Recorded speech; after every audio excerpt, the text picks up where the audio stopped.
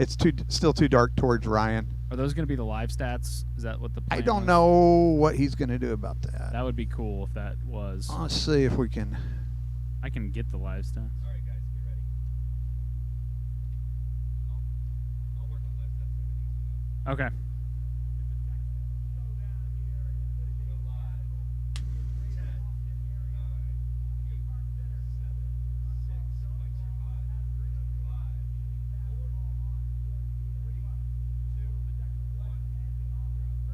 Well, good evening, everybody, and welcome to, well, I guess Frisco, Texas for this broadcast. Ryan Medellin alongside my trusty producer, the guy that makes it all run behind the scenes while I get to be the pretty face on camera. It's Ken Jones, and yes, we are in Frisco, Texas. However, the Texas Legends are in Austin at the Cedar Park Center, the H-E-B Center, if you will. We got to pay the bills, I guess, or at least they do. And they are taking on the Austin Spurs, G League affiliate of the, well, you guessed it also as well, the San Antonio Spurs. But it is going to be an excellent night here on Legendscast.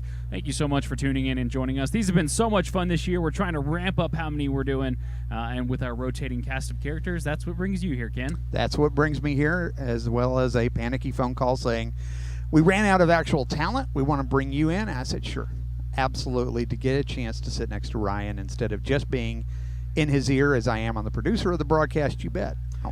Doing something a little different tonight, too, as well. Normally, we're remote, like back in the old pandemic times. But, however, since we're all healthy and we have the facilities to do so, we are at the Comerica Center in Frisco, Texas, where the Legends normally play their home games. However, that could not be possible tonight. There is an ice rink down where the basketball court usually lies, and there is a hockey game going just across the way. So, guess we'll have to settle for some Austin, Texas basketball. The good news is that they are going to cover that up after tomorrow night's hockey games, and Saturday the Legends are back home. 2 games this weekend. You can be here Saturday night. You can be here Sunday afternoon against the brand new Mexico City Capitans.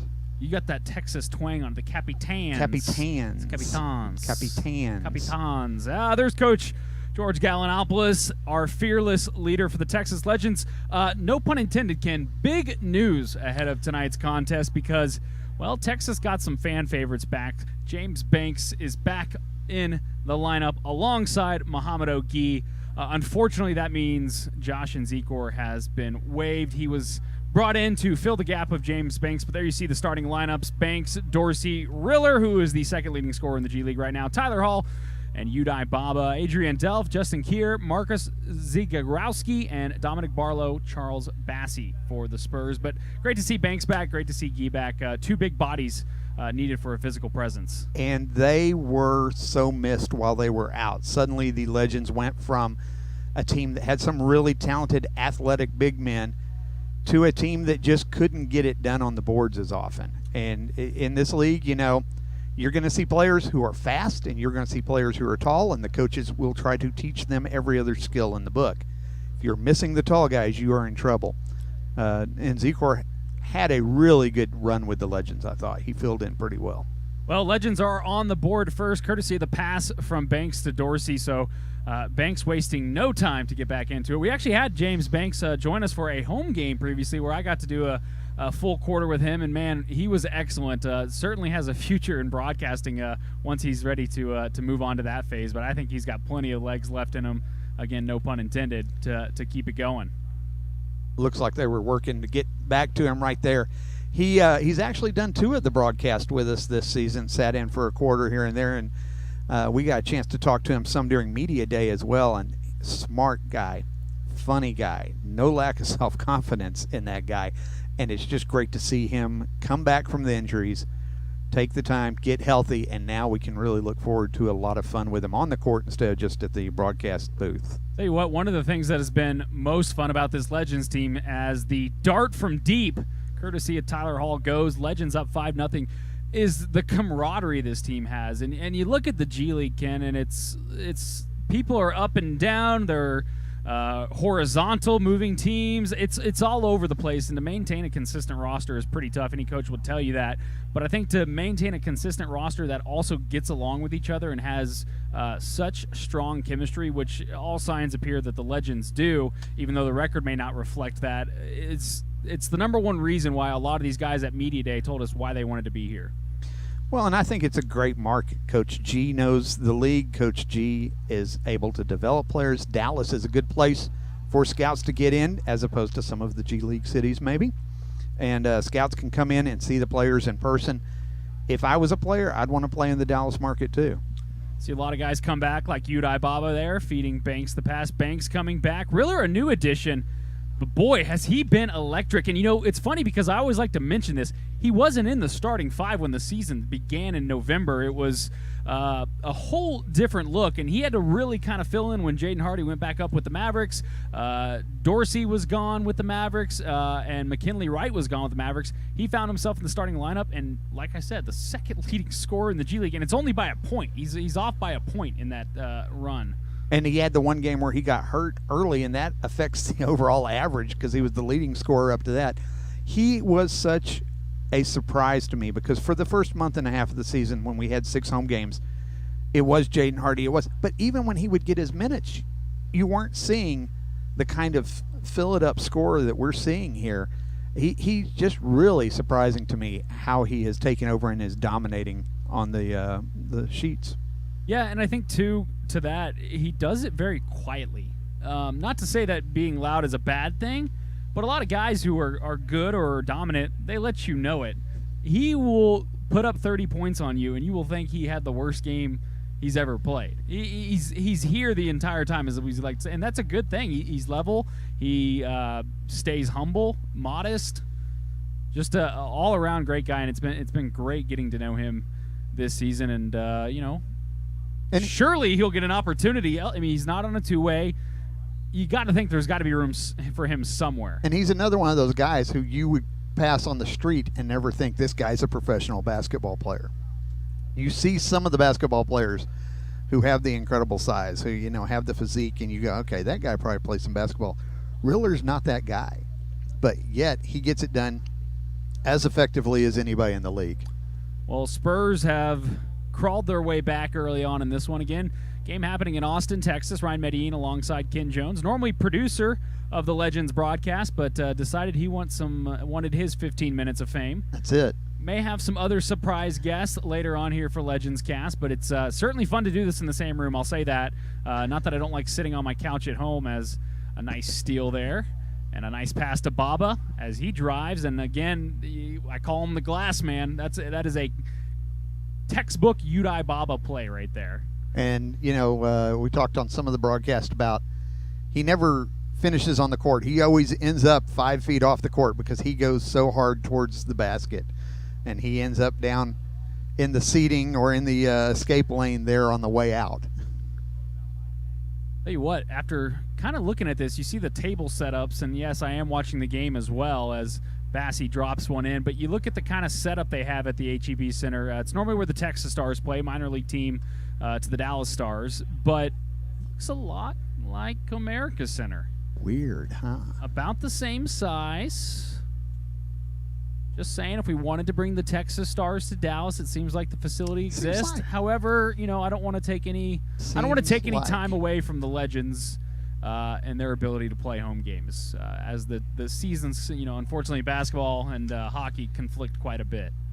It makes for interesting, especially they leave the ice down, of course, and the court is over the ice, and you get into some of those spring months when you get a hot, humid day, and suddenly the basketball court and the ice underneath don't always agree with what the conditions should be. So I'm fine with keeping the basketball court down as much as we can. It's funny you mentioned that. The other day I was calling a Legends game, as you would normally find me on a Friday or Saturday night, and I had set my water bottle on the floor beneath my feet because there's no room on the table. We don't have a lot of table space. If I could put in a official complaint to my producer that we cannot could use more table space, and for Seth, who was directing the effort tonight, who was commenting in my ear that I cannot put a complaint in. However, I feel like there's a way we could kind of move some things around, have a little bit more table space. But regardless, I digress. I put my bottle on the floor, and I hadn't gotten to it until about midway through the game, and I picked it up, and there was a little slush at the bottom. Nice. See, that's a feature a lot of people would not know about if you hadn't told them. It's a built-in refrigerator, courtesy of ice underneath the basketball court. 13-13, if that's your unlucky number, apologies. here in Austin, Texas. The Legends 4-6 on the season. Spurs 3-7. Both, I don't want to say struggling to get out of the gate here in the third part of this season, but certainly both not where they want to be, especially for the Texas Legends. But it's been a trying effort, and pretty much since January, because of those aforementioned names of Hardy, McKinley Wright, Tyler Dorsey. Of course, we all know, lost his two-way deal on December 26th. Legends brought him back because they had his rights. But a lot of those two-way guys spent a lot of time up with the big club. And not to say that the Legends couldn't get done with the guys they had, like Riller and Baba, but the problem was they were playing with a short bench. And exhaustion, fatigue, that you can only do so much against that. And there were a lot of games where they had 7 guys. They had 8 guys maybe who were healthy, and just the G League's frantic pace of scheduling and play, you can't get it done with 8 guys. And they had these big men hurt who are back tonight, and they had some other players missing with injuries. And so it'll be a different look from here on out as Coach G has his full team assembled to put together some efforts. Yeah, Coach G, of course, a coach that, I mentioned, Legends being 4-6, probably not where they'd like to be. I would argue that Coach G is most proud this year because of the time that some of these guys, after spending with Texas, have spent with the Mavericks, and the way Grant Riller really came into form, and the way Udai Baba, who's playing, who hasn't been able to stay healthy in his 2 previous stints with Texas. He looks at it from a very developmental standpoint. Yeah, winning's important. Yeah, a championship would be cool.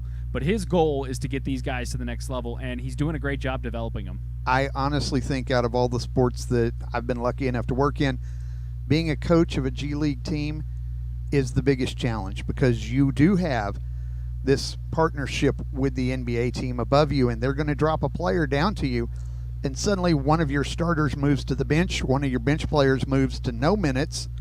Everybody needs to run the same plays and the same patterns. But any night you can be disrupted, and you can't exactly tell the big club, hey, we don't want this guy to come down here and rehab or get some minutes.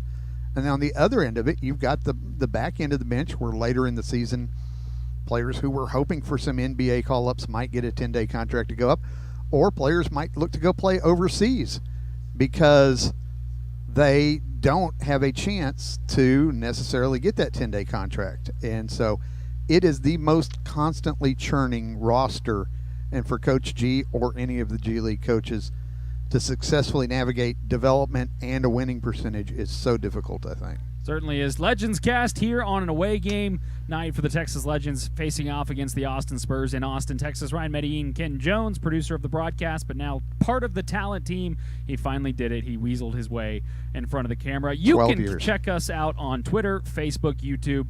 I don't know if we're on TikTok yet, but we may want to work on that. We're not on TikTok. We are not on Rubber Lobster. We are not on Periscope. We are not on, what else we got? What's Be Real? That's the not new on one. Be Real. That's a big one. I am featured on Be Real with my children occasionally, but I am not allowed to have an account. I may need to check that out as Olin Carter tries to drop a 3. It doesn't fall. Olin Carter having a tough time working his way back from injury. He got injured in November. Really started playing his first couple of games about midway through January. He's a guy, and I've said this multiple times before, though, he just needs a couple to go in and fall. And he will certainly find that confidence again. But yes, Legends, Spurs, 16-15. And, look, going back to Coach Gallinopoulos and the development of players and things like that, a lot of times you're not finding out what your starting 5 are going to be until the game starts. Of course, they have to announce earlier, but what I mean is that it can be that morning they find out that somebody's playing, or somebody that they thought would be playing got pulled up. I mean, guys that are assigned or two-way players, they can get pulled up the day of a game. We've seen it before on teams that the Legends have brought into the Comerica Center to play. But it's so every hour is a different scenario for Coach Gallinopoulos. Well, and later in the season, as the NBA starts offering 10-day contracts, that even ramps it up, because you've got a guy and suddenly he's not a two-way player, so he's not Mavericks property. He's going off to Charlotte, or he's going off to New Orleans on a 10-day contract. He may be back, he may not. You're not sure, and you can find out pretty late in the game, the day of the game, oh, we don't have this guy anymore. You want to talk the free throws? You want to talk about the free throws? We can talk about free throws, and it's funny because I know all of us still have a hole in our heart after that Cowboys loss and the Wait, what? the conversations. I taped it. I haven't watched it yet. Yeah, well then you're not a true fan. But the conversations around Brett Maher and his inability to kick field goals, and I was talking with my buddies. It's interesting because field goals and free throws are the two things in sports that never change, no matter what the level you're playing at. And that every person out there thinks they can do better than the professionals. I've seen the Facebook post. I've seen the pages. Every one of you says you could do better than Brett Maher. For crying out loud, Cowboys, call me. I can hit an extra point. I know this is maybe one of your few times you've been on camera, but it's best not to insult the audience. I'm not insulting that them. is I'm confronting them and asking listening them to to the confront broadcast. themselves. That's day one stuff. Is Day that one what- stuff? Well, that's why the hard-hitting truth of the production truck is being brought tonight to the show. Tell you what, it's cozy. This is about the You like most this? amount of time I've spent in this truck. Yeah. Which is probably a good thing because if I spend any more time, I'm probably in trouble or I've done something horribly wrong on a broadcast. If you're in here, something's going wrong out there. That's generally what that means. But it's nice. You got, you can't see it because we have this lovely backdrop behind us, but I see the master board over here with 1 million buttons. There's 8 different screens around us that have our faces on it, which is a little Perfect. unsettling. Oh, I was if gonna you say will. perfect. We have tables. We have the snack machine. You have the lobster and seafood buffet to the left, which, by the way, that was a nice touch. And the fact that you guys were able to fit a pool table in the back. Well, it's a bumper pool table. Okay, yeah, it's a little bit smaller. But It's a little smaller, but with the sticks, you have to it really makes it challenging. You Yeah. find out who's got skill and who's just in there slinging wood at the pool balls. It makes sense when I ask you guys questions during a break how I don't hear back with all the amenities. We're occasionally busy in here. This is possibly the most basketball I've watched all season long because we have a lot of things going on that aren't necessarily us getting to focus on the game. Well, tell us about those things, Ken. This is a learning opportunity for me. What does a day in the life of look like? What time do you get here? What's your pregame meal? I ask these players this all the time, but I've never asked you. We get here, luckily, Seth Biley gets here super early and gets the truck set, gets the gear set, and unlike a production, if we were coming in from the outside where we would be here all day long building cameras, testing everything, we roll in here, everything is good to go. We build a few graphics, we talk about what we're looking at, sit down with you guys on the talent, capital T talent list, and decide who we're going to be looking at that night. Hair and makeup is Hair squeezed and in at that makeup point, is which, by the way, you did a great job with my eyeliner last week. Thank you. Yeah, thank you. I really, I feel I'm improving in that now that I've opened my eyes. But then we get in here and we tape the interviews and we tape the pregame and we try to get it. We're exhausted by the time they get around to playing out there because we have done 2 hours of solid scramble work to make sure that the seamless effort shows up on the broadcast. I never noticed anything going wrong, which if there's fires burning in the background, I think that's a good thing. And I'm sure there have been when we're on air, and I just don't even know about it. As long as we can keep the people at home from knowing how many wheels are hanging off the edge of the cliff, it's a good broadcast. It really is. And I think one of the things people don't know, and we're going to go a little behind the mic, behind the curtain here, because I think it's fascinating. And whenever I tell somebody, they're amazed by it, but they're always like, "Oh my gosh, how do you know all these things, and how are you able to come up with some of the stuff so fast?" And look, 95% of what I have to do is off the cuff, and it is ad-libbed, and I don't have a script, nor am I looking at anything in particular. It's just paying attention to what's happening, describing it, and trying to use different words. However, there's a lot of times that you'll be in my ear, and when I say in my ear is that you have the ability to talk to me, but no one else can hear it except for myself and whoever I'm working with that night. And it could be anywhere from an interesting stat that I hadn't been able to get to or mention. It could be, hey, this has been a 10-0 run for the Legends.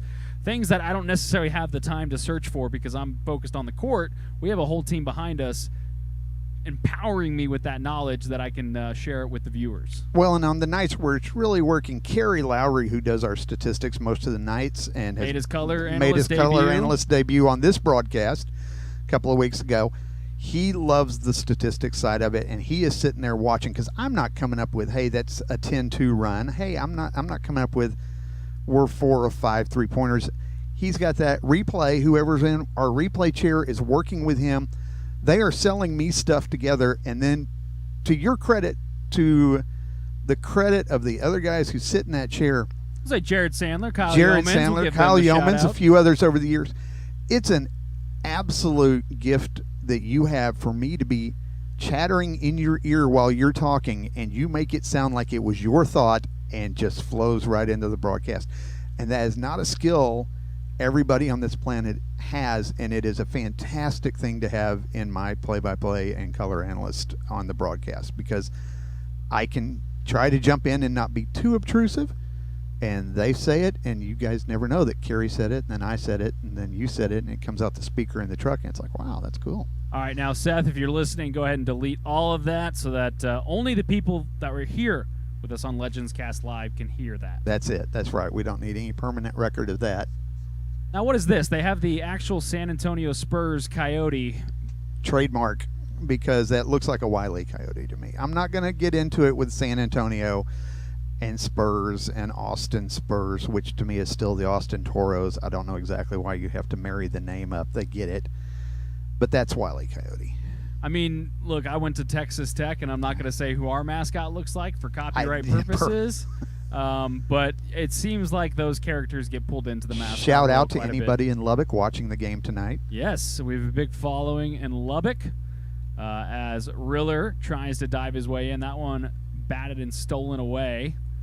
Legends down 9. They had the edge early, but Austin starting to crawl further and further ahead as this one moves forward.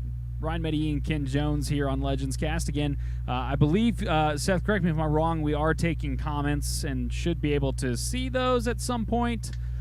We are, yes. We are taking comments, so if you want to say hello, where you're watching from, ask a question, get to know Ken better, we will do plenty of that tonight. That's what they tuned in for. I'm not sure how much you're here with me or if they're going to pull you away at some point. No, I'm here. All right. I'm here. Even better. Even better. In a terrible series of decisions, I'm here for the entire broadcast. Under a minute by 3 milliseconds left remaining in the opening frame. Luckily, an 11-point lead doesn't mean much in this league. You know, I don't know if there is a lead that is safe in the G League outside of an absolute shellacking. I mean, I can recall the Legends playing, I believe it was Memphis, where they were down, I want to say it was 34 or 35 heading into halftime, and then that game eventually getting within 5 or 6 after the third quarter. This is, and I've been lucky enough to do these broadcasts for 10 years, and I've never seen a league where it gets back and forth. There is no lead that is safe. There is no time in the first 3 quarters that you can call dagger. This game is going to keep going and get tight, and it is so rare to see a team get way behind and not make those runs and come back. Every game you are in it, and I think that's what makes the G League so exciting, as that outside 3 is nailed from Adrian Delph. Well, you see so many really amazing players. These guys are absolutely 3 or 4 tool players. You see maybe they've got a deficit in their game that maybe they can learn from and get better and move up to that next step. But these are world-class athletes, and they do amazing things. Like Grant Riller hitting this shot.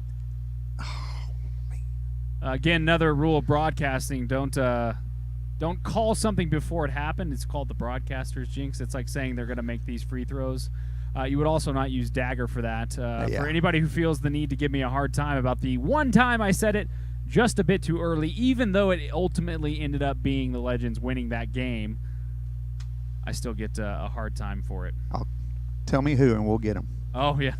I could tell you who, but we're going to take a break, Ken, because we've been talking and we have been sharing a lot. We have to save some. We have to save some for later on. So give us a tease, Ken. All right, coming up next, the second quarter of this basketball game right here.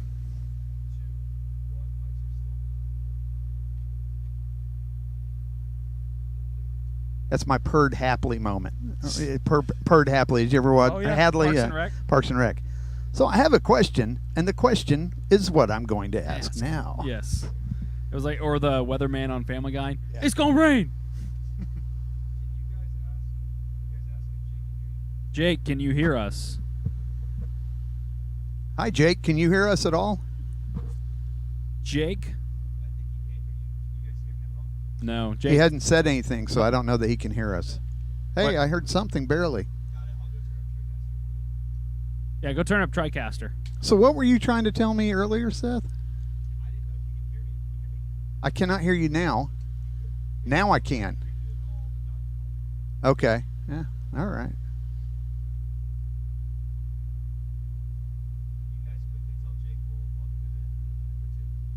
Jake, we will welcome you in a minute or two if you can hear me.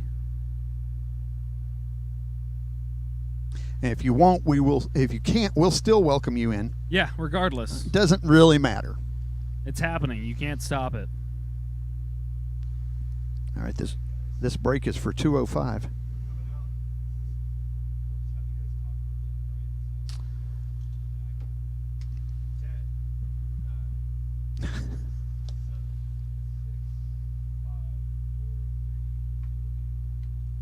Well, welcome back to Comerica Center in Frisco, Texas. Ryan Medellin alongside Ken Jones as we welcome you to the Texas Legends taking on the Austin Spurs in Austin, Texas. We are Cedar remote Park. broadcasting. Oh, I guess they get mad about that, huh? They do. It I is mean, we're Cedar in Frisco. Park. They're in It's- Cedar Park. It's the Austin Spurs in Cedar Park, which is just outside of Austin, just like Frisco's just outside of Dallas. And see, that's probably breaking another broadcaster rule where I should, quietly correct that. But as the producer, I immediately chime into your ear, Cedar Park, and then you can correct it and either admit the mistake or seamlessly work it into the pros. And that's just how we make it go round. That's what we do here. That is what we do here very much. You can see first quarter stats right there. Legends down 14, which is, again, no lead is safe, so no big deal. I believe we're going to have a guest on, and I am not sure if it's time to welcome him in yet, but I'm assuming it is, as we're going to do it soon. Eventually, Yes. yeah. Not, I just want to not make too sure that far people away, know but we're soon. not too far away from that. And that's just me taking a nice guess there. But, tell you what, Ken, it's my second season doing Texas Legends basketball. And this is where I kind of build you up a little bit before I tear you down. But Okay. the entire team is fantastic.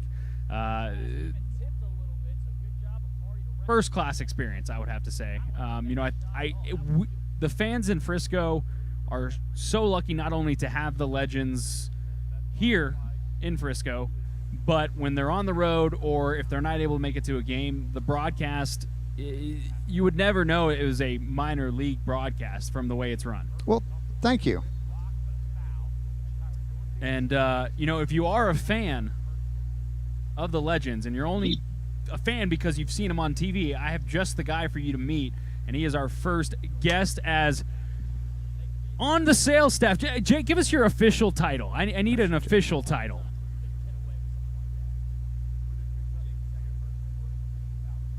We're going to be joined by Jake Myers.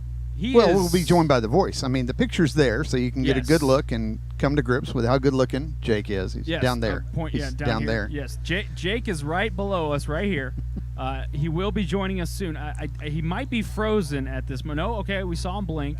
Working on audio issues. We're troubleshooting that right now. And look, I'm not here to take shots at mentioning how lucky the fans in Frisco are, but you'll never see a Legends game with open seats like that.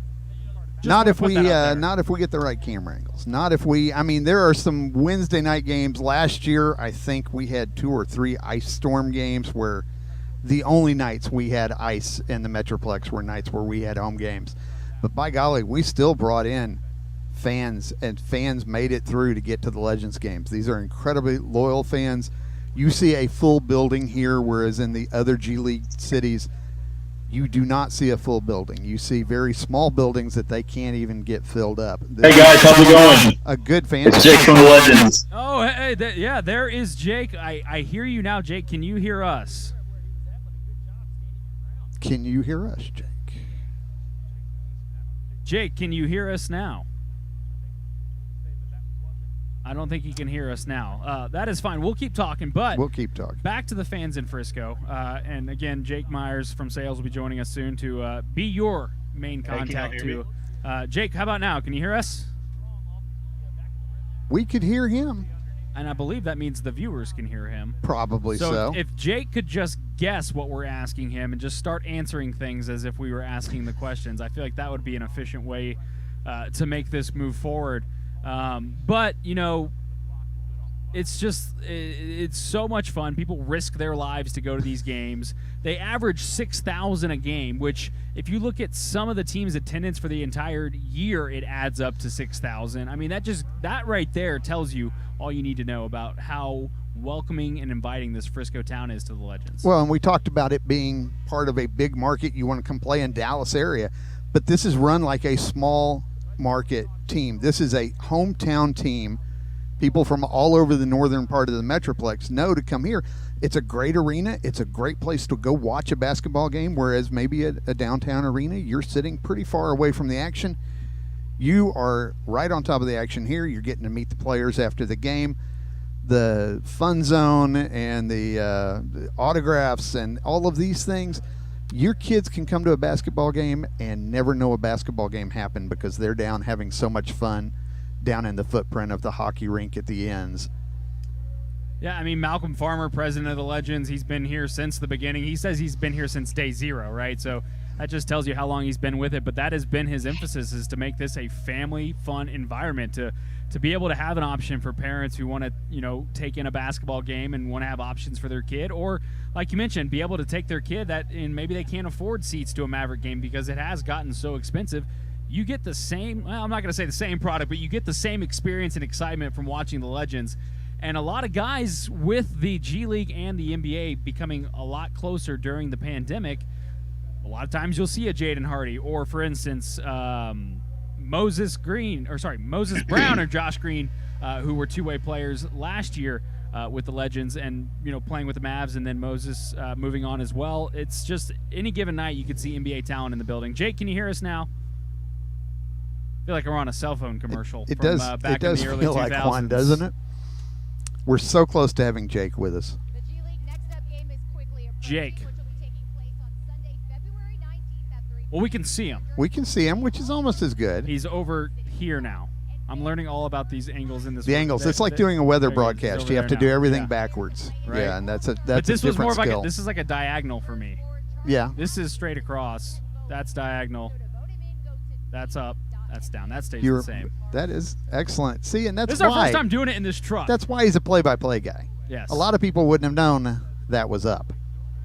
Well, I mean, it's like, okay, so another behind the curtain. Sure. Let's peel back a little bit. Sure. In front of us, we have two monitors, one for the analyst, one for me, and it's reversed. I mean, what you're looking at is reversed on the monitor because the camera is opposite side of where Right. the broadcast is, Right. where we're broadcasting from.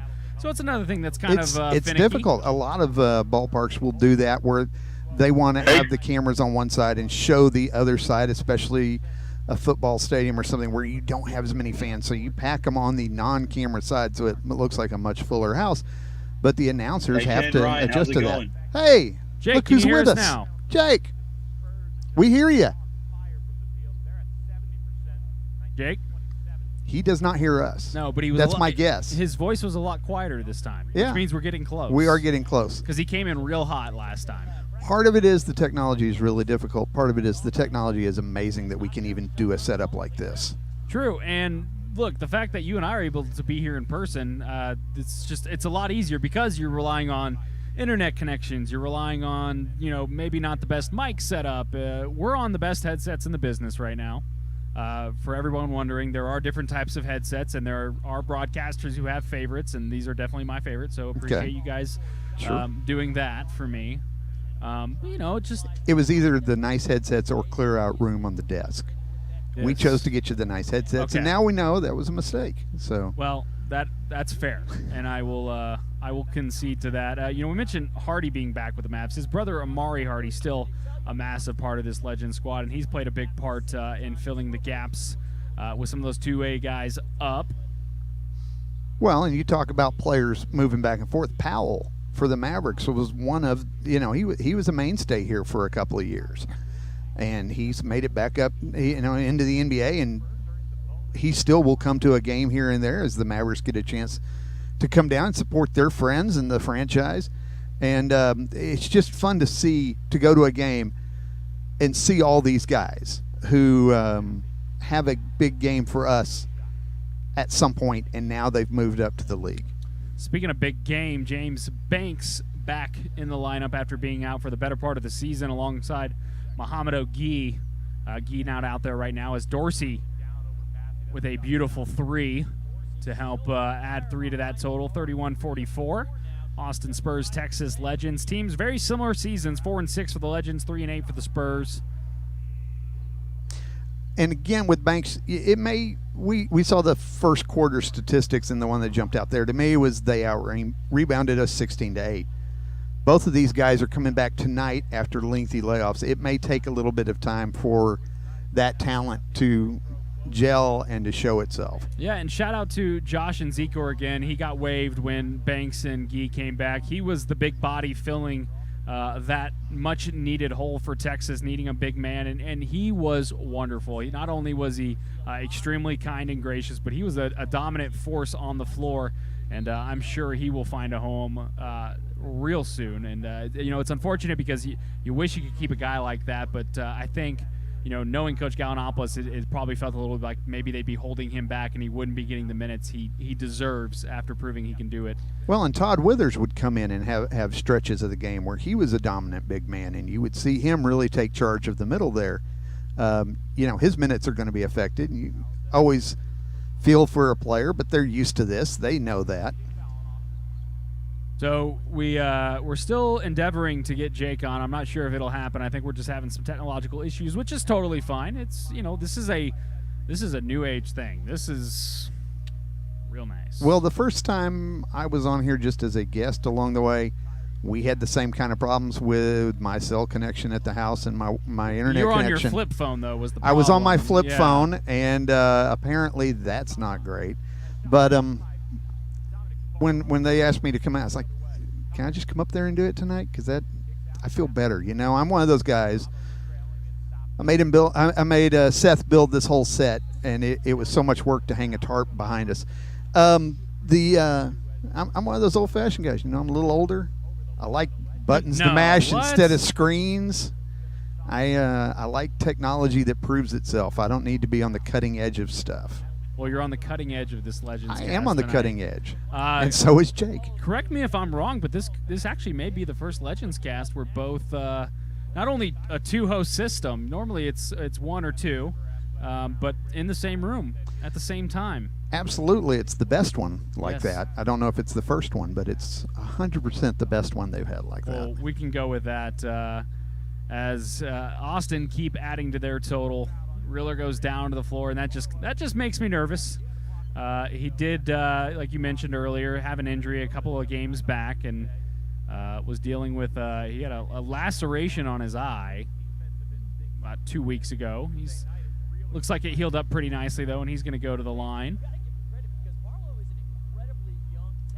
Question from the chat: is Tajay Moore playing today? I have not seen.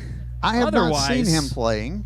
I've not seen him playing, but based on what I'm told, he's not on the injuries or inactives. No moves have been made with him. And he's another guy who you didn't necessarily think was going to get a lot of minutes, but as the bodies stacked up and the injuries occurred, he got some dominant minutes and some dominant gameplay, and was, every game we spent some time saying fourth quarter, third quarter, who's our player of the game, because in addition to we need somebody to know who's going to be the best, we need to give replay guys a time to put some of their highlights together and stats time. And so we have these discussions, and Tajay Moore was right in there on the discussion several games in a row recently. Yeah, and so, I mentioned Gee being back. I just saw a shot of him in his street clothes on the bench still. This is the one thing that's a little bit tough when we're doing these Legends casts and we're away. A lot happens the day of the game that you only learn about by talking and looking at warm-ups and shoot-around and things like that. And then also you get the starting lineup sheets that has the entire active roster. So it's a little bit tough. There's a disconnect with us being here. I don't think that's any surprise to anybody. Even when we're here, we arrive here, we get here, and we're talking an hour and a half before the game about who do you want to focus on for each team in the pregame segment. And occasionally we're like, well, let's talk about this guy for us or this guy for them, and that guy's not coming tonight, and we don't know it for 45 minutes, and then suddenly we all figure it out and adjust our path. Live stats is a bit dicey as well, and no knock on the G League. It's just it's tough to get a hold of being away like this. I did not see Tajay Moore on the bench either. From what we can see, and again, this is all we're going off of, is the camera angles that are getting fed to us from Cedar Park. Excuse me. It looks like the Legends are dealing with a short bench. I mean, you see the open chairs. I see Guy there. I see Dorsey, and it's just it's tough when we're away like this to kind of get the look and feel of game day, if you will. Yeah, but it's still better than nothing. This is still such an amazing time technologically that we can get games and we can put them out, not necessarily have to secure a broadcast over the air. We can have it on 3 different channels live on Facebook and coordinate that we can do a broadcast from somewhere else just through the internet. Withers was the third that we saw on the bench there for the Texas Legends. Dorsey leading so far the charge with 14 points for Texas tonight. Which is no surprise. And, I think when we talk about him losing his two-way deal, that was by no fault of his own other than the Mavericks wanting to bring A.J. Lawson in and tag him with that two-way. And so Dorsey kind of had to, unfortunately, with the way McKinley Wright's been playing, because he's been, Dorsey was dominant. McKinley Wright was just out of control, and that's why he's currently up with the Mavericks along with Lawson, who I believe they pulled back up there as well, and is with the Mavericks. But Dorsey is a guy who was happily. I talked to Coach Gallinopoulos of what's his attitude been like since coming back, and he says it's been wonderful. He's been super pumped to just get to play some basketball. He knows he's going to get another shot. Well, and when they had a chance to get a talent like A.J. Lawson, we saw that in his very first game here. He ended up being player of the game that night. He led us to a win after a pretty lengthy drought, and he seems to have a real talent as well. But Dorsey is right there. You can see him playing.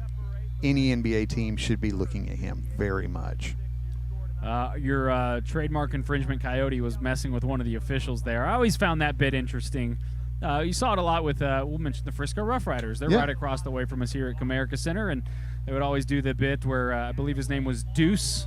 Do they still have Deuce? Yeah, Deuce is still there. Deuce is still there. Gosh, I hope they've washed that outfit since I used to go to those games as a child. I will confirm that Deuce is still there. Okay, so with Deuce, though, he would go up and mess with the first base umpire or the home plate umpire, and it would turn into a dance-off. Or, you got to – look, yes, these are competitive games, but you got to, like we mentioned what Malcolm's doing, have fun for the kids. Competitive games, but games. Yeah. This is entertainment. This is absolutely something you should have fun in. The kids, if they don't go away talking about an incredible play, they need to go away talking about something that happened at that game. I've made the offer, Ken, and you have yet to fulfill it, but I would happily do a broadcast from the inflatable sides and the slides in the fun zone. Right. I feel like we should turn that into, whether it's our stand-ups before the game or some sort of race between my analyst and I, or even you and I feel like that could be something that people would want to see. And please comment here as you're watching us here on the Legendscast if you think you would like to see a race between Ken and I on the inflatable slides at Comerica Center. Again, I've had this discussion about shooting baskets on the court before the game. People have challenged me. I've said, okay, what is your angle on beating me? Beating an old man up a inflatable slide and back down may not be the glory that you're looking for. I am certainly willing to entertain letting you do the stand-up on the top of the slide. There have been several games where that probably should have happened, but I don't know that I'm going to get involved in that. When my children were smaller and they would go up in the play structures at various fast food places, I explained very carefully that if I got up there to unlodge one of my children, people were to leave me there. Don't call 911, just leave me there to expire with dignity. Reeler pulls up, shot. No dice, still a 20-point lead for the Spurs. So I'm looking at the stat sheet that I have available, and Tajay Moore has not logged any minutes, nor do I see him on the bench. So I'm assuming something is going on where he is not able to dress tonight. And again, Guy was, as we were told, supposed to be back as he was activated on January 23rd, but he is still in street clothes, so hoping for the best for him. But James Banks, we have seen, who was also activated on January 23rd, has been getting minutes so far tonight and being the big body underneath the basket. Right now it's Hardy out there alongside Udai Baba, Olin Carter, Tyler Hall as Riller underneath. And believe it or not, Ken, they can't believe that was a foul. That's always a surprise to them. Under the basket, the tall man is always upset that the short man got fouled somehow. Barlow is just like completely amazed that he got called a foul. And I guess looking back at the replay, I don't necessarily see a lot of contact, but I mean. But the key element with that foul is it was their guy fouling our guy. So I that's all that confirmed matters. that the referees got that one correct.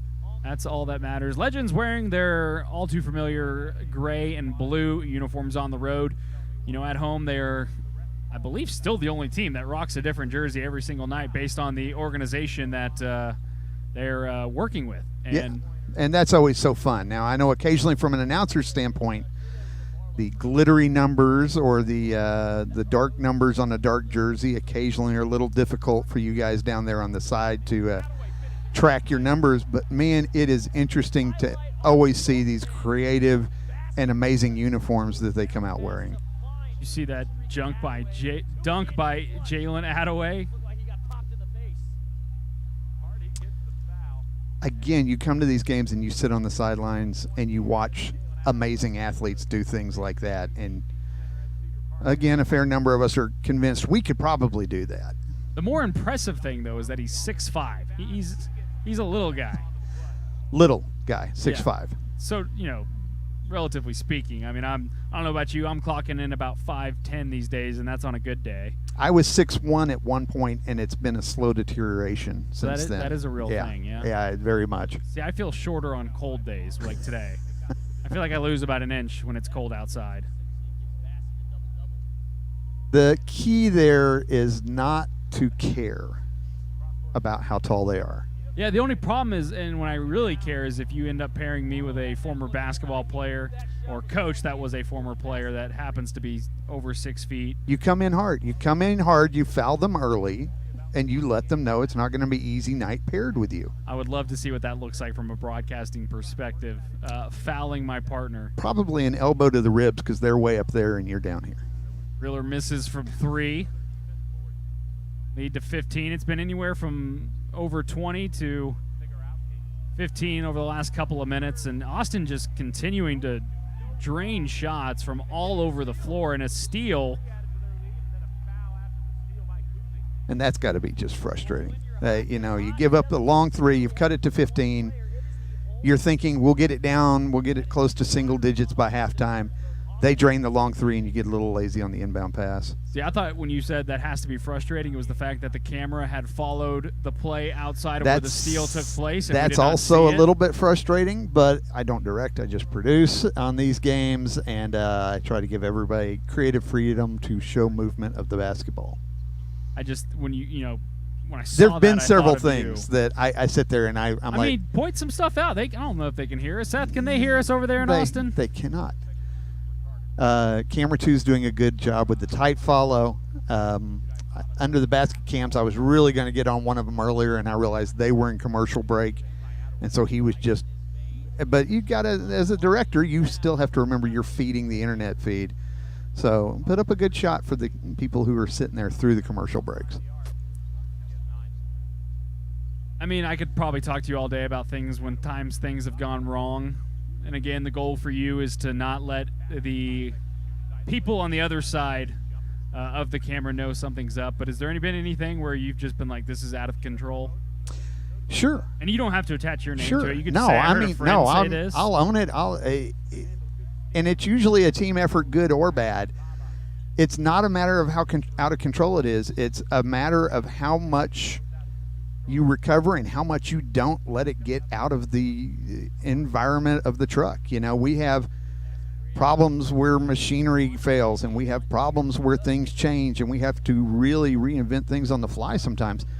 And to our credit, to our discredit, we've had a lot of practice at getting good at covering potential problems, and it doesn't faze us as much anymore.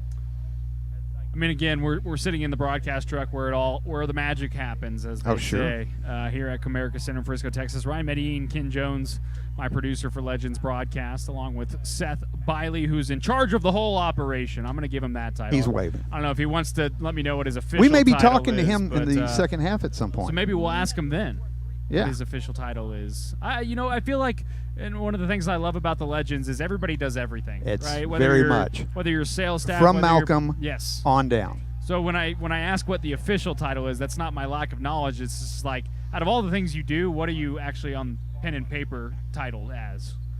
Wow, look at that. Sneaking that shot in, Olin Carter, with 1.1 seconds left in the We'll half. talk about Olin some more in the second half. I love that kid's game. I love the heart he brings to it.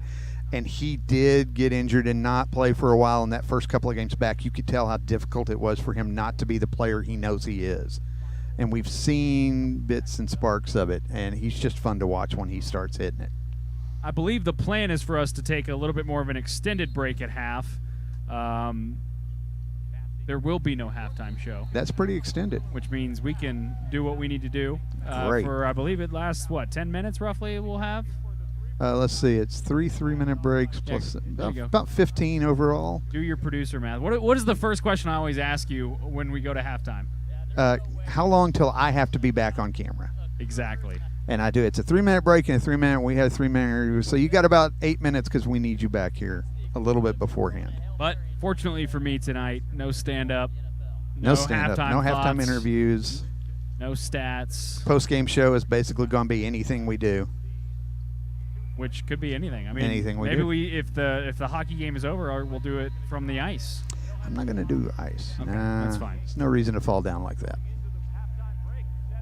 And I'm being told that's camera 8, but it is halftime here on Legendscast. Legends need a big second half. Again, no lead is safe, but you saw it there. It wasn't the prettiest first half. I'm It sure would be Coach- nice if we can start to get ourselves geared up and catch our I-35 rivals. Well, if there's one thing I know is that Coach Gallinopoulos is letting the team decide what they think is wrong before he goes in and tell them what really is wrong. But yes, it's Ryan Medellin and Ken Jones, Legends Cast. Legends down heading into the halftime locker rooms. But guess what? There's still another half coming, baby.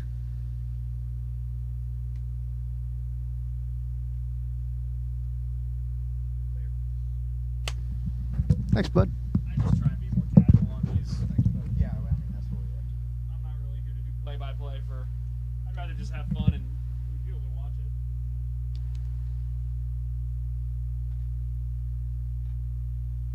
No, Jake. He was really excited too. I feel bad. Me too. He had a big smile. Well, heck yeah. It's a big moment for him. Oh, I'm sure he'll deal with it in a healthy. Cut back.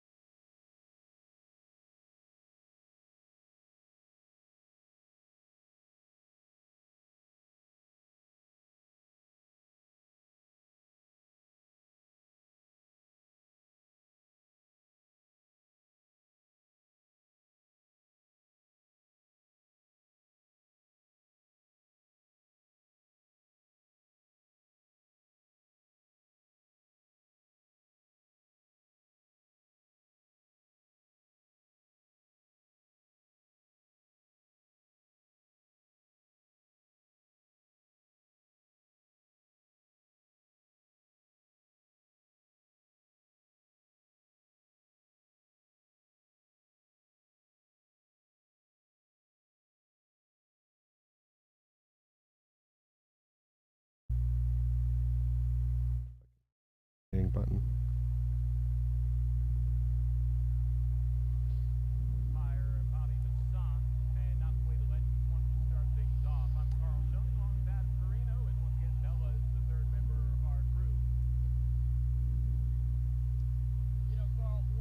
Well, welcome back to Legendscast. Ryan Medellin alongside Ken Jones, producer of normally the home broadcast, but he's joining us here on the Way broadcast tonight. And another very special guest, as promised, joining us here for, I believe, just the third quarter, Just the second third half, quarter. or whatever you want. It's Seth Biley.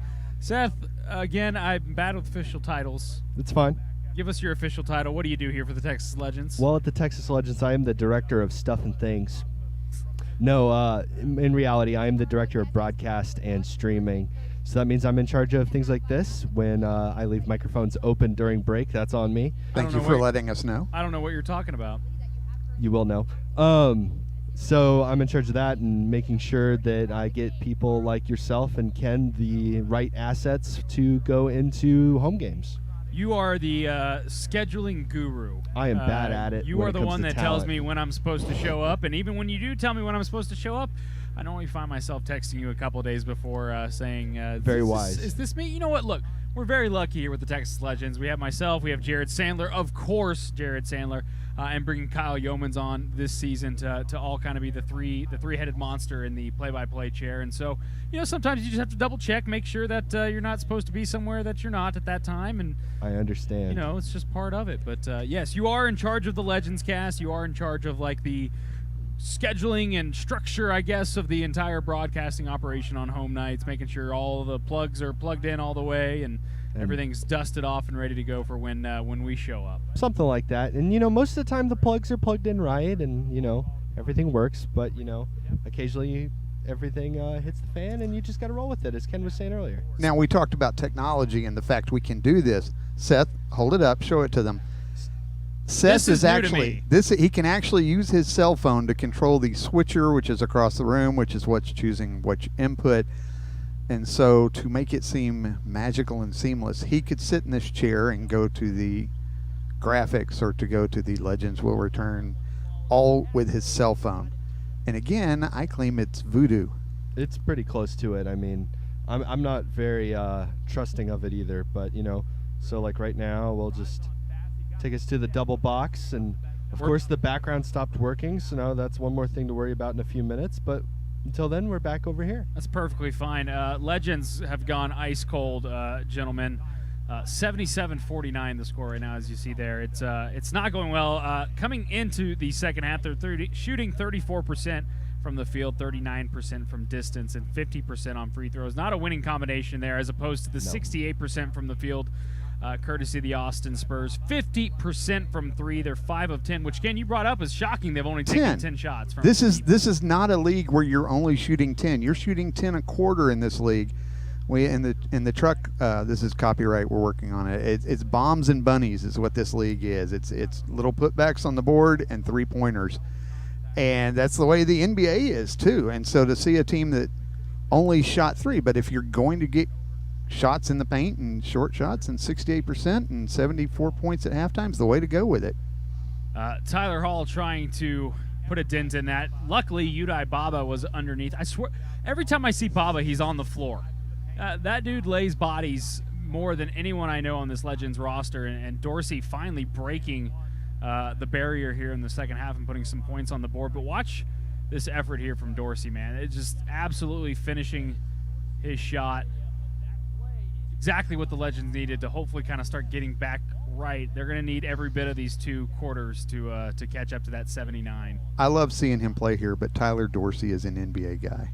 He's going to find a fit with some team, and he's going to be an NBA guy. Well, it's like I always say in interviews, and usually when it's like with a Jaden Hardy or a guy like A.J. Lawson or really any of these guys, but the ones that have the 2 ways or that are on assignment, it's like, look, I hope to get to see you a ton, but for your sake, I hope I never see you again. And I don't mean that in any disrespect, and I don't think they ever want to see me again.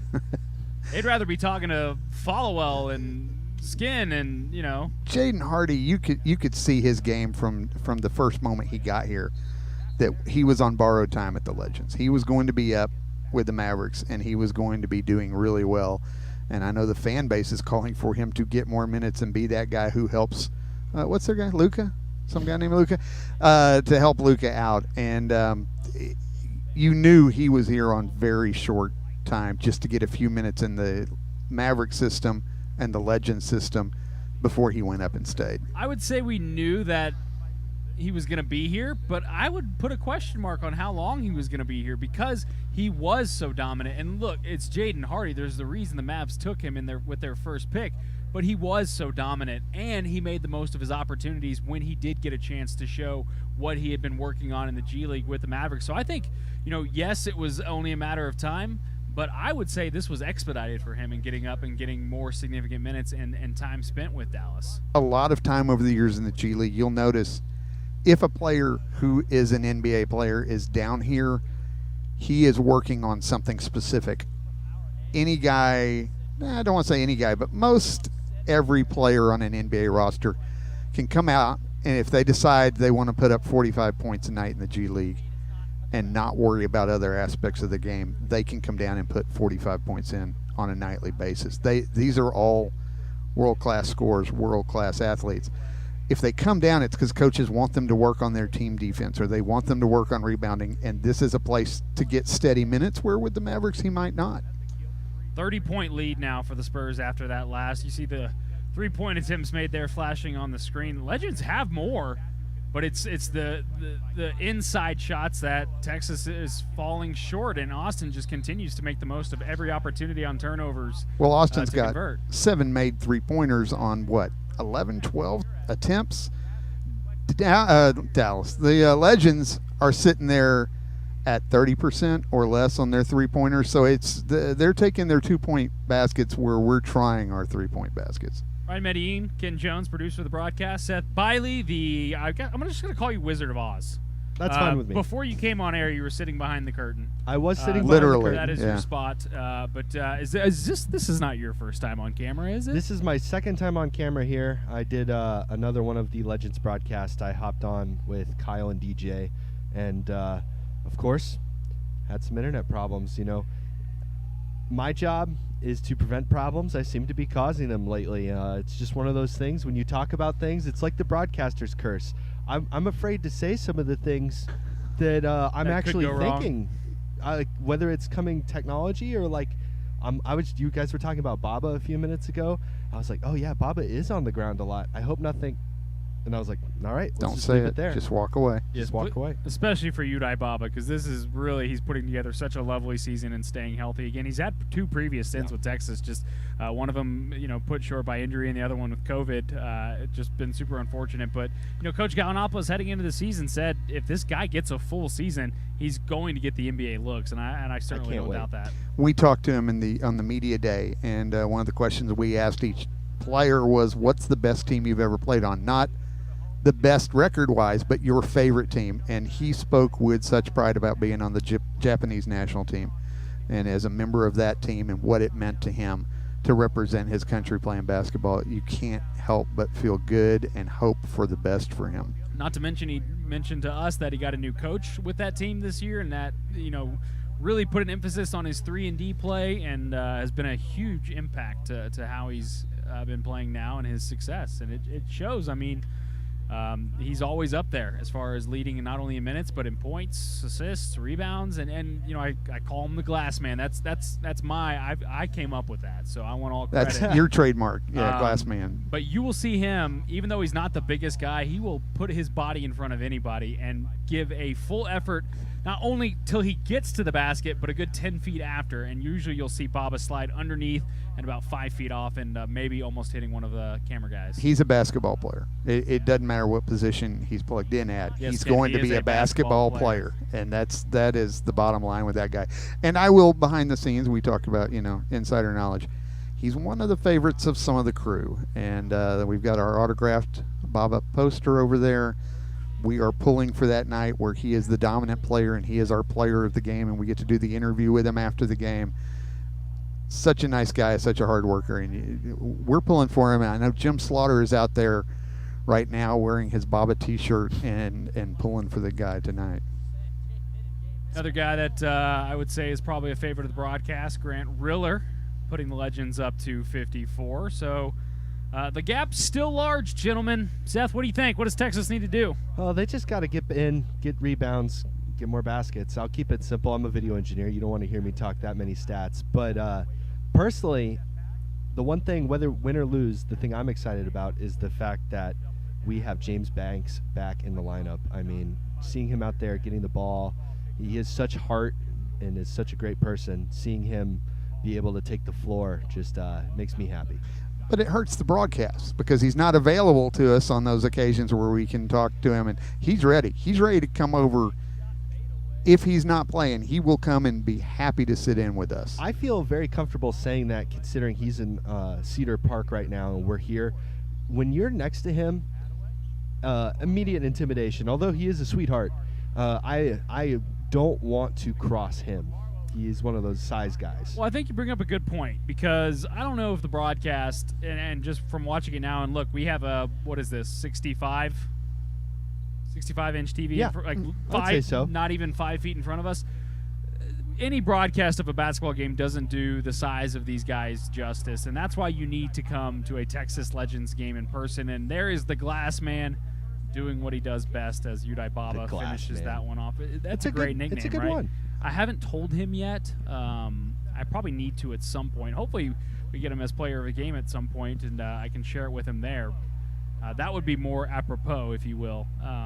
If going back to what you were talking about, the player size, come Yes. out to the games at the Legends here and come down the court where everybody can go down and get autographs and get pictures and Shoes. find you some of those 7-footers and You go take some of their stand shoes next to home. them. Yeah, they've got shoe giveaways and they'll get you all the autographs on a shoe.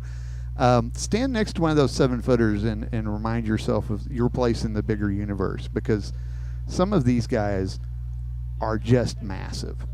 So I think I just spotted Tajay Moore for the first time on the bench wearing street clothes. I believe that was him. They were wearing a hat, but it did appear to be Tajay Moore. So, yeah, for those asking about if Tajay Moore is playing tonight, it appears that he is not. We do not have an official reason yet. He was not listed as inactive or injured on the most recent game notes that I got. That's another thing. There was a too. rumor that he had a 10-day contract, There was but a I had rumor. made that up. Yes, and we And found that it out pretty quickly. Turned out I was wrong.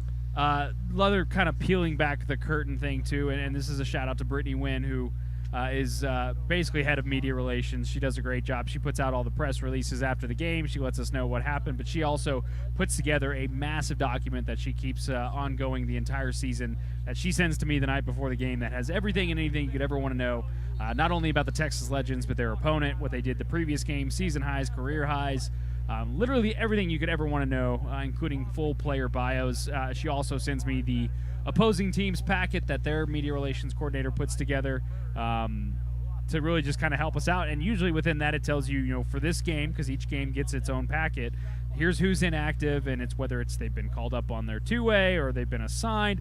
That has a list of all those, and Tajay Moore was not on it. We had assumed that he was playing. For instance, A.J. Lawson, McKinley Wright the fourth, the two-way guys, we were notated that they are up with the big club.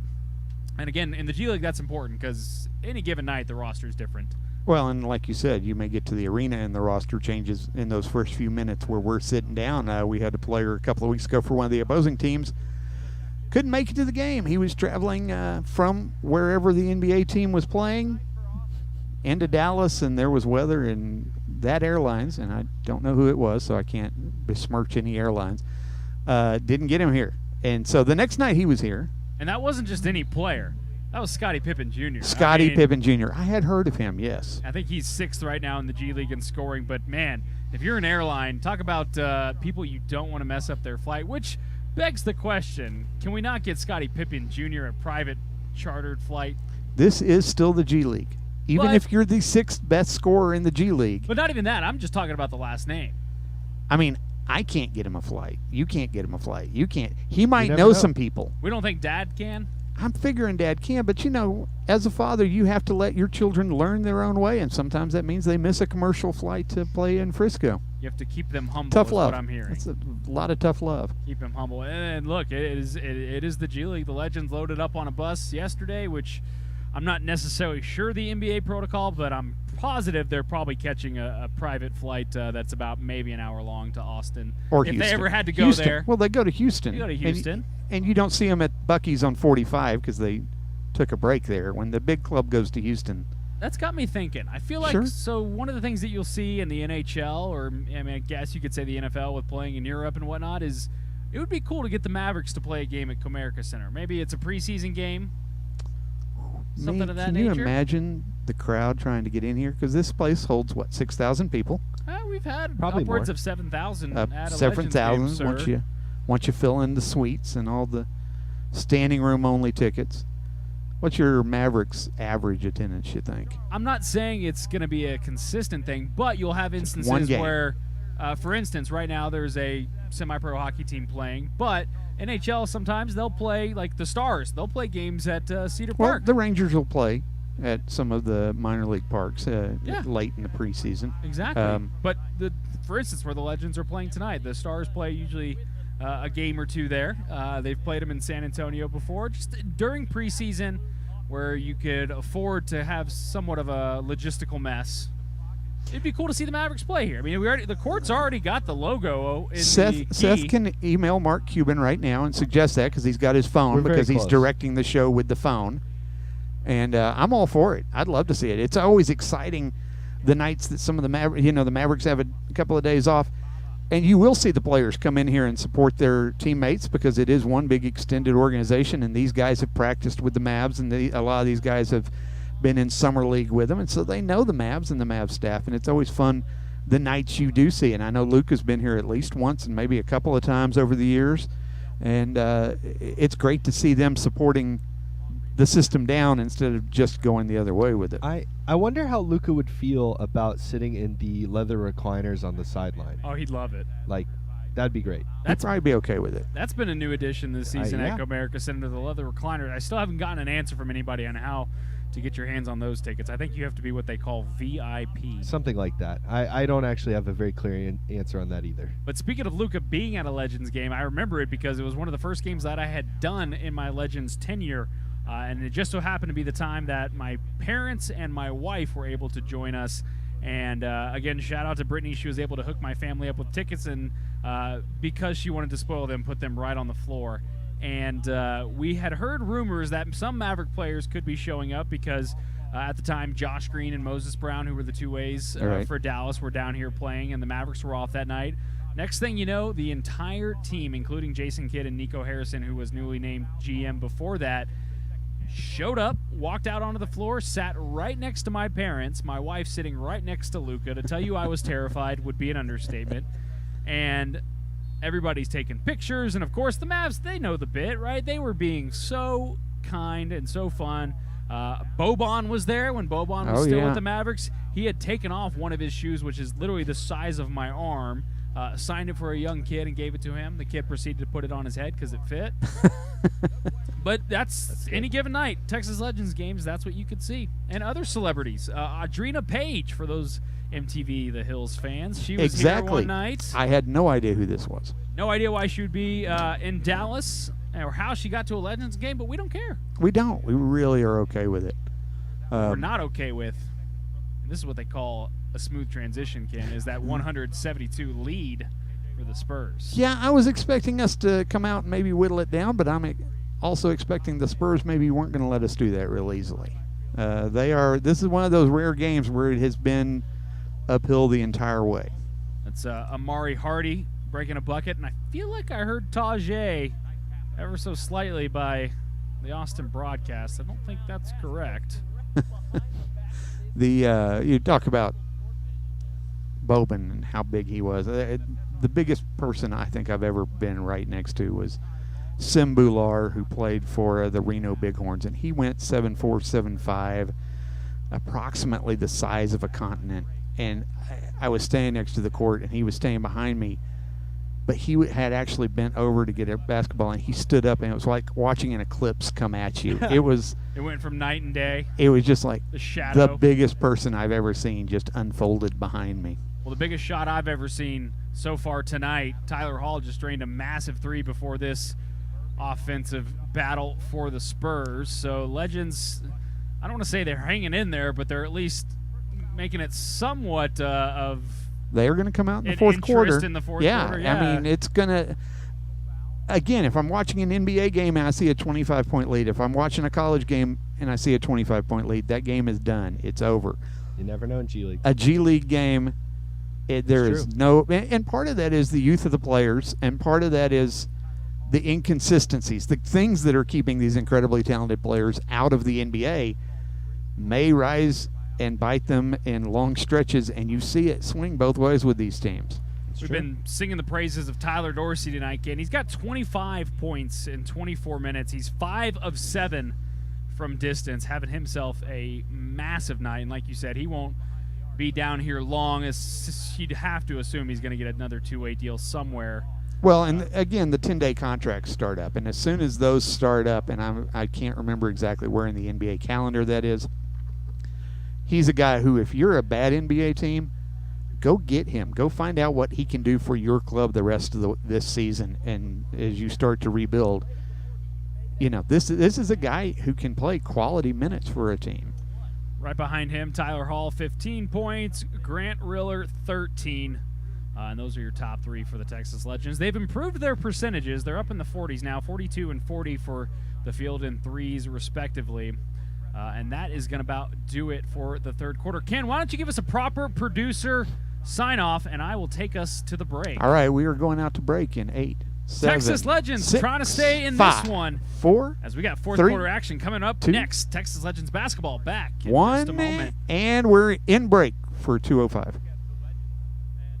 I don't even know if we were actually going to break. I don't even know. We could keep it right we'll here find if we out. want, Now but I Seth's think going to it's press a button again. Interesting to And we're show going to people how it break. works.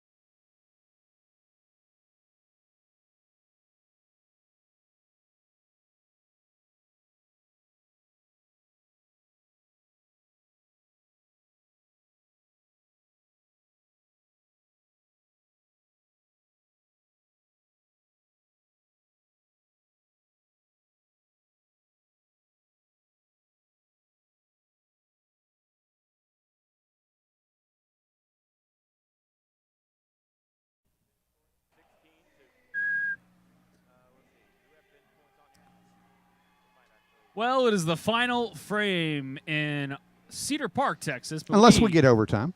That is true, unless we get overtime. But technically it is still the final frame because overtime is not a set amount of time anymore. That's true. It doesn't get its own frame with the targeted scoring ending. Which has been a blast. And honestly, I think any of the Legends right now would sign the dotted line to get to an overtime. Absolutely. With the way that this game has gone. But yes, they are playing the Spurs out of Austin, not San Antonio. However, it's not even in Austin. It's in Cedar Park at the HEB Center, home of the Texas Stars, the minor league affiliate of the Dallas Stars. But it is 106-79 for the final 12 minutes. Ryan Medellin and Ken Jones, producer of the Texas Legends broadcast, joining us tonight. And Ken, it's been an honor. Thank you. It's been a lot of fun. We've had fun.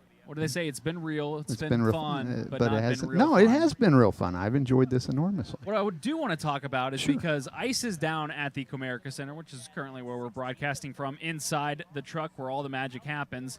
And you got to do something really interesting the other night. They've left the ice down for a couple of games because the United States Hockey League, which is a tier, I want to call it Tier 1 Junior League. It feeds into colleges. A lot of these Right. guys playing are hoping to get a college scholarship. It's almost like major juniors in Canada. I don't want to get too deep into hockey here. But anyways, ice is down at Comerica Center, but you got to do something really special the other night with Jared Sandler. Yeah, and I was actually just running camera on this broadcast. Seth, who was just with us, was directing, TDing, technical directing in the house. But it was the USA versus the USA in sled hockey, the Paralympic sled hockey. And you had the USA Blue versus USA White, and it was, I had never gotten to see sled hockey before. It was fascinating, and it was really fast and physical, and those are guys, and you watch them out on the ice, and they are propelling themselves with the blade and playing a very physical brand of hockey. It was fascinating. It really was. Need more things like that happening at Comerica Center, like this USHL game that's taking place right now, and alongside, of course, the Texas Legends being priority. But being a hockey guy myself, I wouldn't mind throwing on the old headset for some of that. Well, of course, Texas Tornado used to be here years Man, ago. yes. Blast from the past. Ben Bishop with the goalie fight. If you want to go look up goalie fight, that's one of about two that are out there, and that happened with Ben Bishop and the Texas Tornado.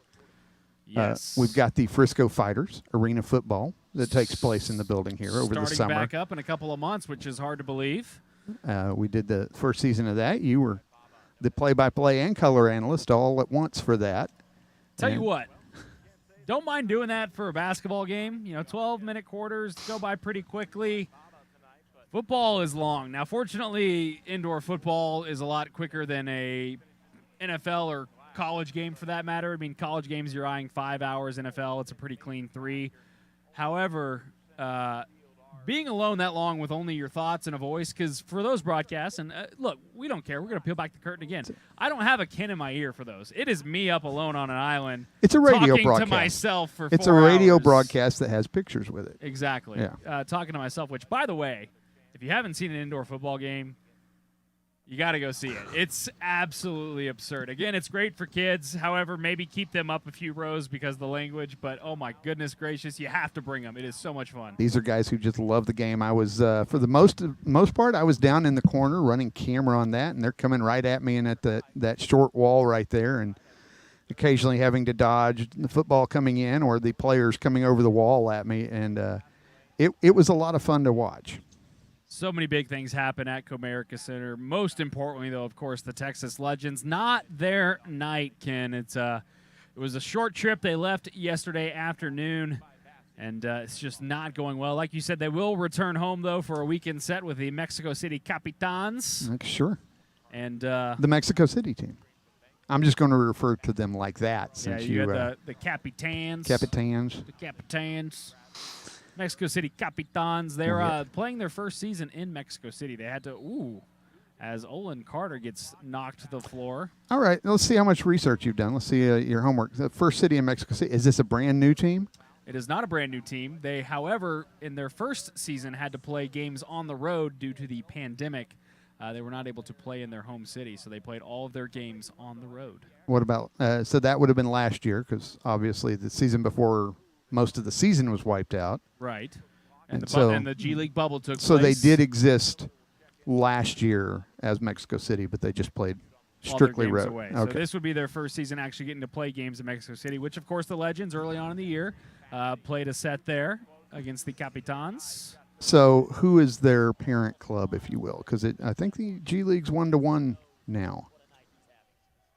I don't think they do. I think they are a standalone Okay. franchise. And if somebody out there knows, correct me if I'm wrong, but Interesting. I think it's almost kind of like a G League. It's like a G League, G League Ignite where there's not really a tie to a team. And, even the G League Ignite, though, making big changes this year, they allowing college players, especially when you look at Amari Hardy, he was the first college player to go from college to the Ignite, and he broke the barrier there. Usually it was just if you don't want to go Amari to or college. Jaden? Sorry. Amari. Okay. Amari Hardy played his senior season at Oregon. Okay. And then went to the Ignite. And then Was Jaden with the Ignite last year? he had joined them, yes. Okay, that's why. That's they where had I was. played getting- with each other right. before, so it wasn't their first time when they got to share the court here in Frisco. But Ignite was really established to be not necessarily a full-fledged G League team, but more so a place for high school kids to go Right. instead of the college route and start getting that. It's basketball is basketball, but if you look at the college game and what they do in the G League, it's completely different. Well, and when we started, when me and some of the team here started 10, 11 years ago, it was not this one-to-one matchup where the Right. Mavericks were tied to the Legends. You had some teams that had no NBA affiliate. You had some teams that shared. The Rio Grande Valley Vipers had 4 different NBA affiliates they were sending players up and down with. And so I think it's a lot better traditional minor league model now that the teams align like that. Legends stay cold, and I think I think it was on full display during the pandemic because that is when the 10-day contracts basically were the lifeblood in these NBA franchises because players were dropping left and right with sickness, and they had to have the ability to call players up quickly and get them suited up. And one of the things that Coach Gallinopoulos talks about that he loves most is that they play the same exact system as the Dallas Mavericks, the Legends do. So it does allow guys like Jaden Hardy to come down and not miss a beat when filling in, as Withers fills in that bucket. But it's that one-to-one connection I think is extremely strong, and why the G League has become a lot more desirable for a lot of players. Well, and it lets the coaches at both levels coach the same. So, again, players can move. But also it gives it gives G League coaches a chance to do NBA things and to work with the NBA teams and to develop a relationship, and they get more experience and they get a greater knowledge of the game. Because of this tie, they've got both directions with the NBA big clubs. See Coach Gallinopoulos there at the top of the screen alongside the Legends bench. Again, Muhammad Ogi, and it looks to be Tajay Moore in street clothes. We were told that Muhammad Ogi was going to be activated, and that it still could be true, and he's just not dressing for this one. On the bench, though, Olin Carter over there. Again, he's working his way back, still trying to find that Olin Carter magic that we saw the end of last season. That was a big part of why the Legends able to break through and get their first playoff win in franchise history as Grant Riller drops in a bucket. There is not a place that deserved to have playoffs more than the Legends. We really want that home playoff game because we do bring so many fans in here to the game, and the house is crowded. And the fans are part of the community. The team is part of the community, and they really are wanting that playoff game here to let that home court advantage and to reward the fans, frankly, for the years of support. Narrowly missed it last season and ended up having to concede to the Birmingham Squadron for that home court advantage. So you could say the Squadron won the battle, but with the Texas Legends defeating them in that first round of the playoffs, they certainly won the war in that series. However, they then got their season put to an end by the Rio Grande Valley Vipers, who went on to win the entire whole championship for the G League. And it was just a devastating end as a wide miss from Riller, put back by Withers. And, unfortunately, this is at the point of the broadcast, Ken, and as a broadcaster, you're always kind of keeping an eye on the game and check the pulse, if you will. And, if it's a close game, normally about the 6-minute mark is when you kind of completely turn your focus onto what's happening on the floor and really trying to articulate the excitement and the chaos that is ensuing. However, with a game like this, unfortunately, 119-91, you start to kind of look forward for the Legends and talk about things that we saw during the game, talk about some other things that are happening across the G League or even the NBA season. Just a little personal thing for you there, that where my mind typically goes. You keep track with what's going on, but No, and that's good. I actually knew all of that. But let's take a look at our upcoming 5 games. You can see coming up here, we do have the 2 games with Mexico City this weekend, and then we're on the road versus the Legends, the Legends versus Iowa on my wife's birthday. I wanted to point that out. So I'm thinking about taking her to Iowa to see, because she's from Iowa. Okay, we probably won't do that. So here's the question, though, as Yeah. they'll finish things off with the G League Ignite, the aforementioned G League Ignite we talked about. And let's talk about Sioux Falls, because Sioux Falls, who's their parent club? Do you know this one? It's Miami. Yes, of course. You look at the basketball; it's got Right. the little heat stroke. Is there a bigger culture shift if you are a G League player and and an NBA two-way player, and you are playing in Miami and it is January 31st, and you get sent down to the G League club in Sioux Falls? That would be tough. Fortunately, it's an indoor sport. It is so an indoor you just sport. Have to deal with walking into the arena. I think that's another. You thing would be too, though. 4'3" because remember, when it's cold, you get shorter. I get shorter. Yes, I lose a couple of inches. That in game the cold. and going from Miami to Sioux Falls. Okay. What better inspiration to play really well when you're at Sioux Falls than I'm just saying, the destination to be Miami? You need to be in Miami. You need to do whatever you can to stay up with the heat. But that's another thing that the Legends have going for them is that their parent club is 15 minutes up a highway, give or take the traffic, of course, in Dallas. Hey, speaking of the big league club, do you want to see Luka? Do you want to see Jaden? Do you want to see these players we've been talking about? Here's your chance. Look at your screen. Scan that QR code. Ryan is desperately trying to get to his phone. I'm not 100% sure he's eligible. But you can enter to win 4 Dallas Mavericks lower bowl tickets to watch Luka pick up 40 points. Maybe see Powell, maybe see AJ, maybe see Jaden. Some of these guys who have been Legends players before getting on the court. I'm not sure what game they'll be playing that night, but probably some other G League alumni on the other team as well. I'm sure there's no conflict of interest if I were to sign up. If and you win those, suddenly right? won that, I'm pretty sure that the people watching would have a complaint. Yeah, that's one of the things they don't tell you about getting into media is that you may get opportunities to go to games and whatnot, but any contest your station or whatever is held, you don't get to participate. The real kick on that is that relatives are also excluded, and so like my children were always excluded from any contest. The burdens we put on our family. My son Alec did chime in that he wants to see us do the race up the inflatable and down, so we may have to set up something. Well, it's not inflated right now. Okay, I it like is- my odds even better. It is located within the bowels of Comerica Center, which is where myself, Ryan Medellin, and Ken Jones are broadcasting from tonight here in the truck. And if you want to do a father-son foot race, we Okay. are 100% signed off on that. My kid is almost 3 months old. He is not using his feet yet. That's acceptable. That's fine. Although I will say, speaking of Luka, he does have his first pair of tennis shoes, and they are the Lucas. Nice. Because of course. Of course they are. Of course they are. 122-94. Spurs are going to walk away with this one. I think we can go ahead and, we've said no lead is safe, but You're calling the dagger. You're I'm not calling it. I just I've seen the trends, Ken, and the Legends. It's not that the one. Legends. That one might have been the dagger. It's not the Legends. Austin is ridiculously hot tonight. They are ridiculously hot tonight, and I don't know why teams tend to do that to us. We've seen a couple of games that got out of control early and stayed out of control, and frankly, we're better than that. And Coach G and the players will tell you we're better than that, and they will do everything they can to work on figuring out what went wrong tonight. And sometimes you just tip your hat to a different team and say, congratulations, you guys couldn't miss. That's outstanding. Withers keeping it exciting, though, hitting a nice 3 there. Yeah, I mean, Austin shooting 66% from the field, 45% from 3. Those numbers have remained pretty consistent as they put up 124 on Texas. A deep pass, a Hail Mary, if you will, back to Baba. And nice awareness there from Olin Carter. So Texas not going to go away quietly.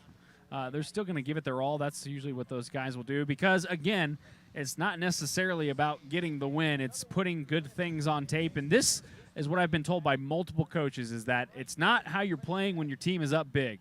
It's how you're playing when your team is down big.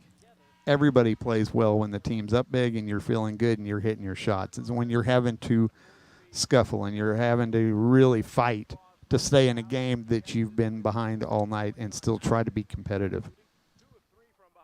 Very, very true. So, again, Cedar Park, HEB Center, home of the Texas Stars, Dallas minor league affiliate, which Dallas is very fortunate to have their minor league teams close to the vest.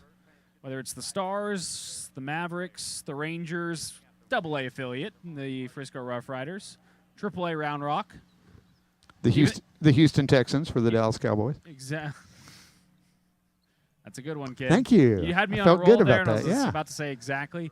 The AAA Round Rock thing is interesting. We should mention because they had a little weird gap year where they decided to move the team to Nashville before getting it back. Right. They were the Nashville Sounds, were the AAA team.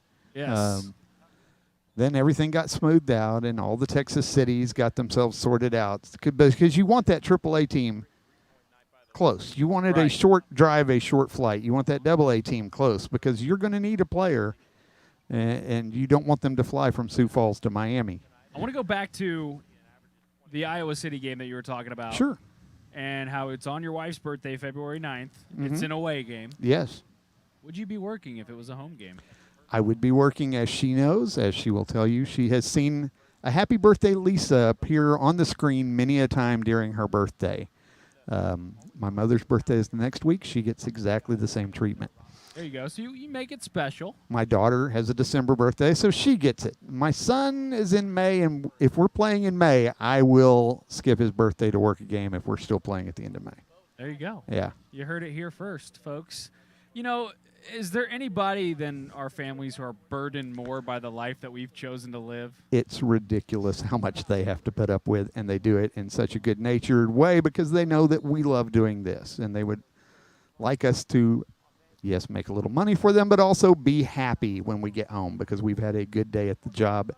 And a good day at the job doesn't necessarily always show up on the scoreboard. It shows up on, we laugh and say, for the most part, the broadcast is undefeated. Keyword there, too, was Most a part. little bit of money. A little bit of money. Just a little We get bit. paid for our hobby. That is tough to overcome some days. Yeah, speaking of which, I'm going to have Seth, who we had joining us in the third quarter, who's the Master of Operations here. That's the title I'm giving him. Master So, of Operations. He's going to like that. Master of Ops. He may need to call my wife and explain why he had me come up here during bedtime routine. The bedtime routine. I made it work, but he may have to make a phone call on my behalf later after tonight's broadcast. Your wife is very patient. Y'all brought Charlie, to a game earlier. Not much earlier because he didn't arrive until very much earlier. But he's already been to his first game and gotten to see Dad at work. And I just always have felt like sharing games that we're working with our family and with our friends is such a big part of what we do and why we do it. Not to brag, but he is 1-0 for those counting at home with the win against South Bay. That game was 113-106 back on January 14th, and it was his first game, and he's undefeated, just like the broadcast. And we keep track of that. We don't put numbers on the broadcast.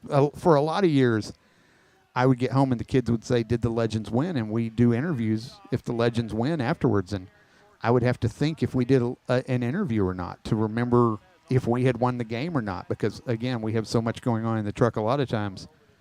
Final score escapes us.